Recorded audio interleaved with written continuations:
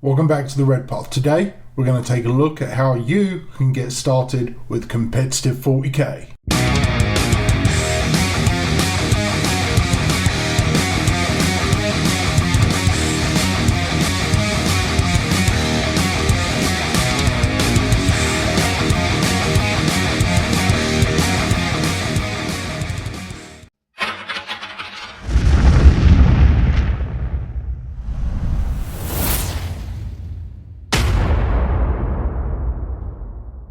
This video will hopefully serve as a primer for those of you who are thinking about getting into Warhammer 40,000 competitively, and we're going to go over some of the basics. There'll be a glossary on the screen, hopefully on this side, going over some of the acronyms I'll be using and some of the core concepts. But we're going to split the video into 4 parts. First, we're going to look at the pros and cons of competitive 40k. Second, we're going to talk about how to start off, how to set your expectations, what you should be aiming for, at least to start with. Third, we're going to take a quick look at the sort of things you're going to need to actually get started with competitive 40k. And finally, we're going to see what you can get from playing competitive 40k. So to open up, let's talk about the good and the bad of playing competitive 40k. One of the positive things about competitive play is you can use it as a method to really test your tactical acumen, to really try and get the best play from yourself. It's a way to pit yourself against other very strong players and develop yourself as a player. This also helps you develop, critical thinking skills, quick math. There's lots of transferable skills that can be applied to competitive 40k or can be improved by playing competitive 40k. Another positive thing is all the new people you can meet, going to new events, going to new venues, all the sorts of things that are involved with that. Whether you're going to a super major in Las Vegas or you're going to an RTT in a couple of towns over, you'll meet new people, you can make new friends, might find new people to play games with, friendly games, narrative games, whatever you want. You will meet new people and you will socialize and you'll just have a good time.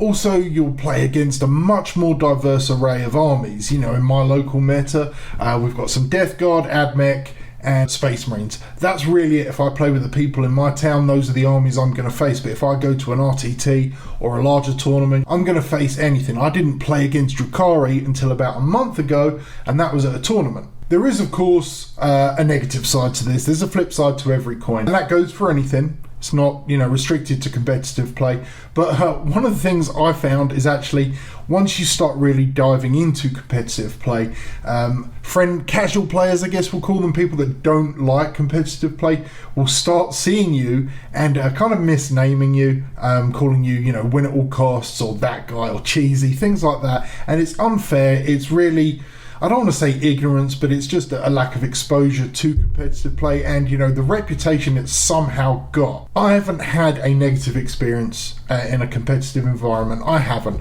In more casual games, in the local area and the surrounding towns, I've had a few experiences which, whilst they weren't, terrible, were exactly the sort of thing which casual gamers tend to complain about. So you may get seen as a win-at-all-cost player when really competitive play is as far from win at all costs as can be expected, quite frankly, because you're playing on an even battlefield. You are all accepting that you're going to bring your best army and you're going to give your best game. There's no kind of negotiation of how hard should you punch, It's all there in black and white. You're there to win the game and to stay within the confines of the rules. Another negative thing is that competitive play can be quite expensive, even more so than just normal 40k. But if you're a player that really wants to be, say, the best in your circuit, the best in your region, the best overall, you're probably going to have multiple armies or have access to multiple armies. That's just the nature of the beast. As a new codex comes out, it's typically going to be, at the top of the running. You may be able to last a year or two with a strong army, and heck, Blood Angels did really well in Orlando. You may have some longevity, but quite often you may want to have access to multiple armies, which that could be good, could be bad, but it can be quite cost prohibitive. And then you've also got expenses of travel, event expenses, maybe you've got to get a hotel for a night.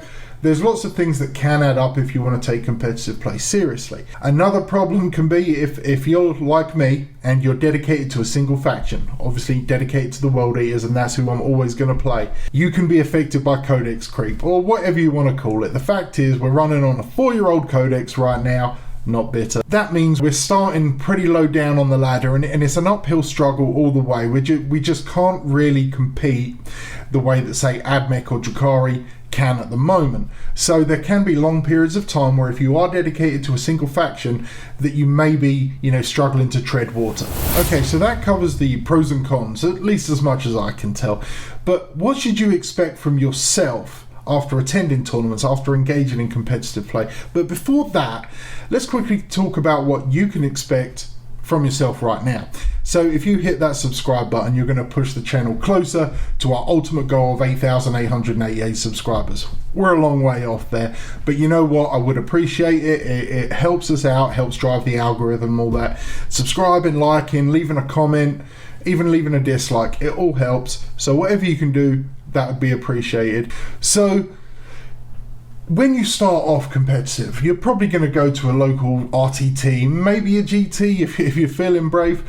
Don't expect to win many games. In fact, don't expect to win any games at your first tournament. The reason I say that is you may be a strong player in your local environment. If you've got 4 or 5 buddies you play with, or you go to the local gaming store and it's kind of the same crowd, you've maybe developed an understanding of all the armies that you typically play.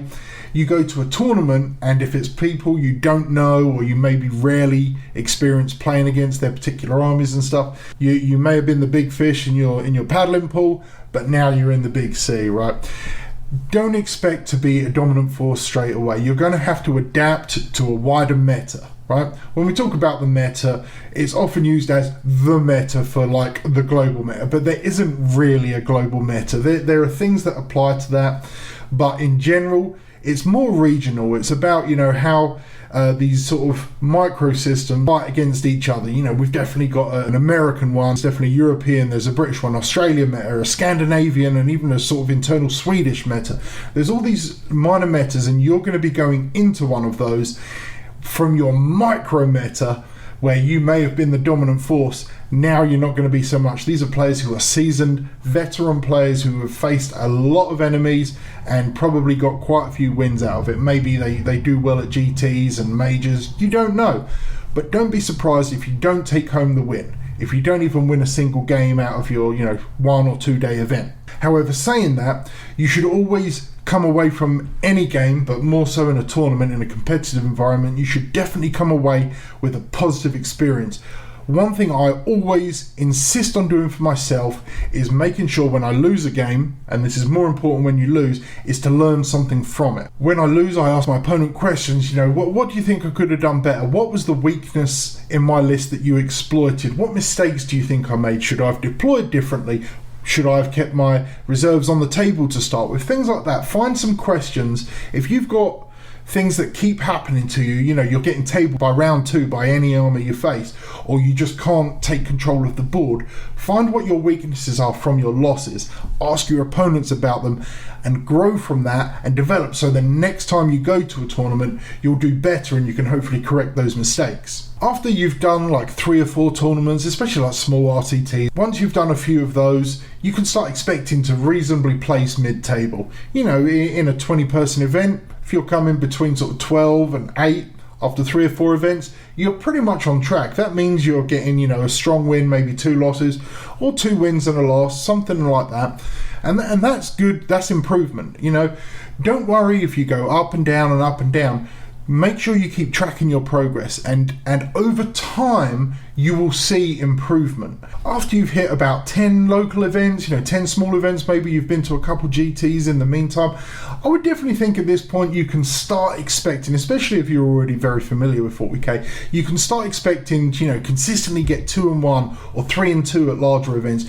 You can probably start seeing yourself hit the top 5, maybe even the top 3 at smaller events as well. You might even start getting, 3-0 and winning the event. This sort of stuff starts happening as you adapt to that local meta, as you start to understand how your typical opponents are playing once you've played 3 or 4 games against them, and that is when you start to actually properly progress. However, when you enter competitive play, your top priority always has to be fun. You need to leave every tournament, every game, every engagement, every skirmish feeling better than you did before, even if you get absolutely stomped. I've been, tabled in round 2 in tournaments, but they were fun. I had, I set myself a goal. I was like, well, you know what? I'm losing this game, but Khorne is taking the Warlord's head, or whatever it is. Set yourself a goal and make sure you get some enjoyment out of it. Don't be the person that just, gets completely depressing and ruins the experience for the other player. Allow your opponent to enjoy their victory. They were the better player in that game. You'll get them next time, right? But you've got to make sure you're taking away a fun experience for both yourself and your opponent. That's very important. It's part of the social contract. It's about improving the community, and it's going to just make the experience better for everybody involved. After you've had fun, aim for improvement over victory. If you're losing games consistently, like I mentioned before, if you're losing those games, you need to be learning things. You need to be adapting from your mistakes and improving. So every time the next game you play, you're not making that same mistake. So this game, you deployed your Leviathan Dreadnought out in the open and you were facing Admech and he got taken off the board round 1. Okay, next game, put him behind some obscuring. You'll learn these things as you make the mistake, so make sure you remember it. So after you've had fun, make sure improvement is the next thing. The final thing you need to be trying to take away is victory, okay? Once you've improved enough, once you've established that you can enjoy a win, loss or draw, no matter what, that's where you go for the win, right? That's where you start really getting in the competitive mode. You really start training, you really start practicing and reading up on all the different codexes and things like that. You've got yourself in, you're hooked, it's time to start killing. Okay, now we're going to talk about the things you actually need to have in your possession, whether physical or virtual, to be able to go to a tournament, to be able to go, whether it's a small RTT as I mentioned, or if you're going to the LVO or something like that. There's some things you're absolutely going to need. We're just going to go over a pretty short list here. Dara from the channel did a great video about 2 months ago. There'll be a link up in one of the corners up here right now, and I'll put a link in the description as well, where he talked about things that you should take to a tournament, as well as like a general mindset and being prepared, rested and things like that. It's a great video. You should definitely go check it out if you're more interested in that. But as a brief rundown, physical things you'll definitely need are your army. I would 100% recommend that army being fully painted, to the sort of like battle ready or 3 color minimum, whatever the particular guidelines are for your tournament. Number 1, if they do victory points for painting, you're going to get those 10 VP, which could be a difference between a win or a loss. But also it makes a more immersive experience, more enjoyable for you and your opponent, and it just looks cool. And if they have a painting competition, you might be able to, score on that. There's also hobby track and stuff, which I don't really engage in, but it's something to bear in mind. The next thing you need is going to be your codex, a supplement if you have one, any relevant FAQs to your codex, your supplement, and any core rules that are particularly applicable to your army. For instance, as a World Eaters player, I always have all the FAQs and errata for anything to do with the fight phase and the charge phase, because every now and again something strange comes up and I like to be able to show my opponent, because of this particular set of interactions that have occurred, I can actually fight you, or whatever it might be. Definitely recommend having physical copies. It's fine to have them on your phone or tablet, but if you run out of power, you want to have those physical paper copies or the book copies wherever possible. Also recommend definitely taking at least the latest chapter approved, GT 2021 right now. You're also going to want, your Panoply of War, your tape measure, dice, movement trays, things like that. All the little things that make the game easier and you actually need to play a game of 40k.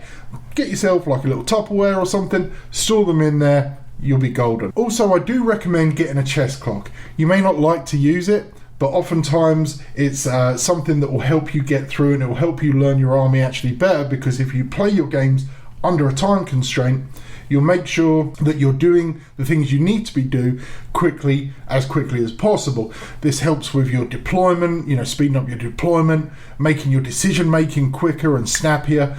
You know, there's a great phrase from Teddy Roosevelt that says, you know, the best thing is to do the right thing, the second best thing to do is the wrong thing, and the worst thing to do is nothing. And I think that's a very important axiom to apply to 40k. You have to be able to make decisions quickly, and you have to be confident in them, and you have to follow through on them. And using the chess clock is a great way to kind of speed up your game and speed up your confidence in your decision making. So I definitely recommend getting one. I'll have a link below to the one I use. It's going to have an affiliates link, so I'll get like 30 cents from it if you buy it. It won't cost you anything extra, whatever. I also recommend getting some kind of tray. You can get, you know, like an MDF one. I actually just use a cookie sheet or a baking tray, and most of my models are magnetized, so they just sit on there. That's fine. Also, one of those push carts, I'll have a link to that. They're about $80 off Amazon. You may be able to find a better deal. I'm not saying you have to get one, but it does make your day a hell of a lot easier having this little cart that you can push all your equipment around. You're not, you know, picking up your models one by one and putting them back in the foam. You just throw them on there, you move them to the next table, and you've got time to go and take a 10-minute break, you know, use the restroom, get a drink, get some fresh air, whatever you got to do. Regarding non-physical items, I mean, I'm including your phone or tablet in this, but it is a physical item, I guess. But whilst I said you should definitely have the physical copies of your rulebook and codex and stuff like that, it's also recommended to have a phone or tablet with you. It's great for taking pictures on the fly. You know, you can pull up your rules on there if you've got virtual copies. You know, we often use BattleScribe, things like that. It's just a great tool to have in a pinch. Speaking of BattleScribe, you definitely need either BattleScribe or the Warhammer, you know, Army Builder. I use BattleScribe because I actually have some issues and I don't like the inconsistency in the rules of the official app. You know, whatever.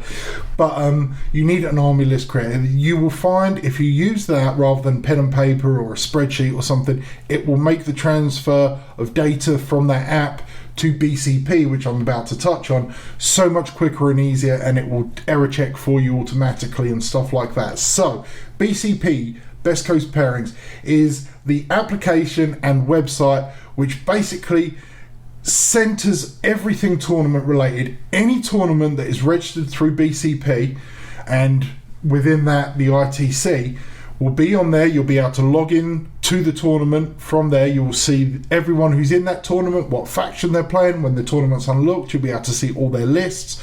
Your list will be available. You upload your list to BCP. It will error check it for you to make sure, you know, everything's in the right detachment and stuff like that, and make sure your warlord traits are listed and all the little things like that.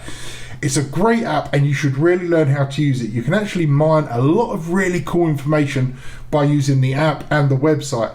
You can go back and, like, if you're like me, you may look at your upcoming tournament and, you know, there's 15 other players. You can go and search them out on, you know, the ITC scoreboards and look at what armies they've been using. This is all free information. People can look up my armies, my results, the lists I've used. I think you may have to pay for the subscription to look up lists, but the information's there, and this is just part of preparing and getting yourself in the right mindset to actually be able to go in and not really be caught off guard by too much. I'd also recommend the ITC Battles app. It pairs nicely with BCP. You can actually link your accounts, and you can put all your scores and everything else straight into the ITC Battles app, and it just uploads it straight, so the TO doesn't have to come round and, oh, you didn't put your pin in right, and all the little things that can happen. And again, like I said, definitely try and get virtual copies of your rules if you are able to legally.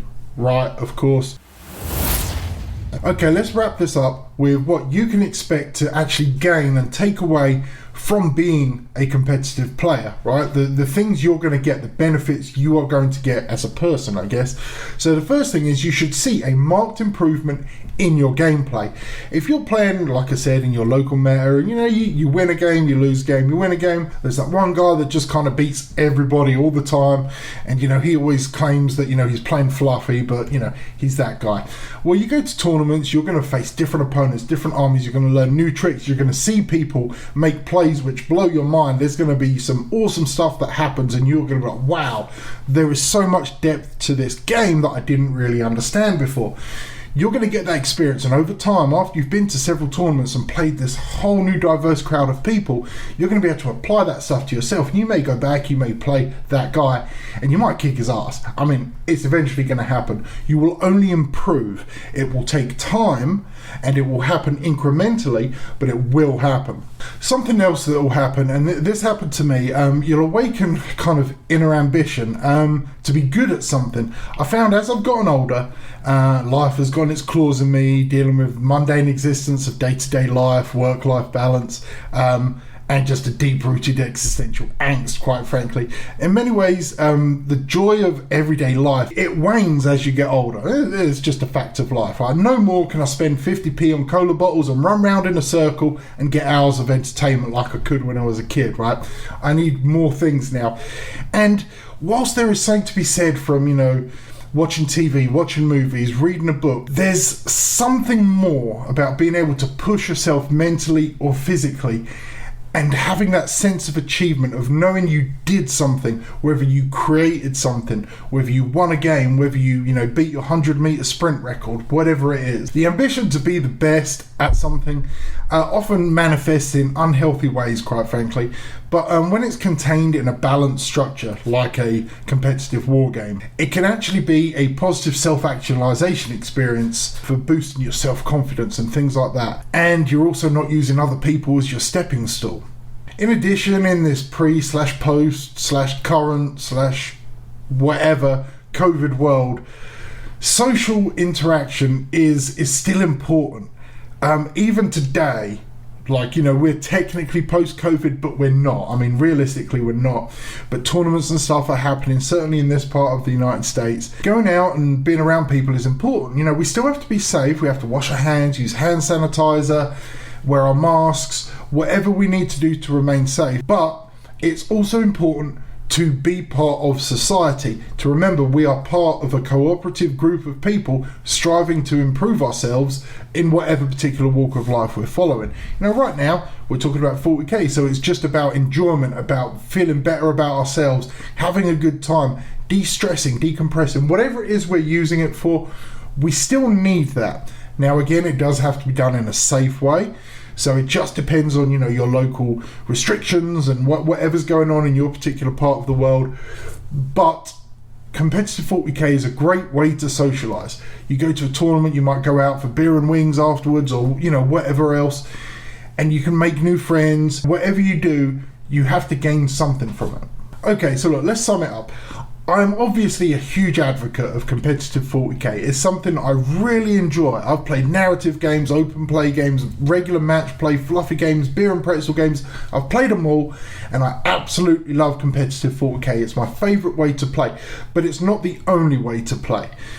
It shouldn't be your only way to play, but I think it should be a way that you play 40k. I think everyone should try it out. I think everyone should experience it, whether it's going to a big tournament or a small tournament, or just playing hard games against a local player who is a competitive player also. You will almost guaranteed enjoy it if you approach it with an open mind and thinking that, this is something I want to try out, I want to experience it, I'm going to see what happens. You'll probably get your ass kicked, but if losing a game is enough to deter you from playing a game, you shouldn't be playing 40k at all anyway. There's other things you could do. Go and play solitaire on the PC if you really don't want to lose. But testing yourself against better people is the only way to improve at anything in life. That's just the way it goes. You don't get better by staying at the top of the field. So in addition, I've had far less, in fact basically zero interactions with win at all cost types when I've been playing competitive games. Now they do exist 100%. We know they do. There is evidence online of it. However, I believe having that shared expectation, that kind of social contract of everyone in this room, everyone in this hall is going to play their best game. They've spent days, weeks, months crafting the best list they can possibly make. They've put hours upon hours into building, painting and making these models look absolutely stunning. Everyone is here to kick everybody else's ass. You know what is expected.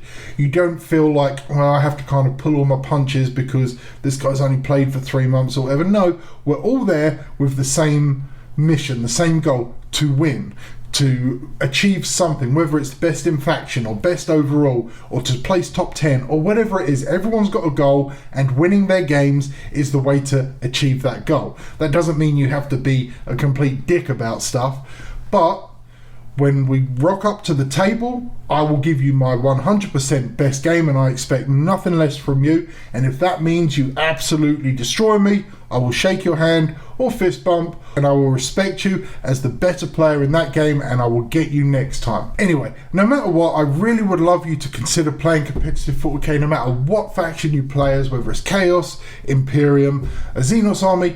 Just give it a try. Give it one little go and just see how it feels. It may not be right for you, and that's 100% fine.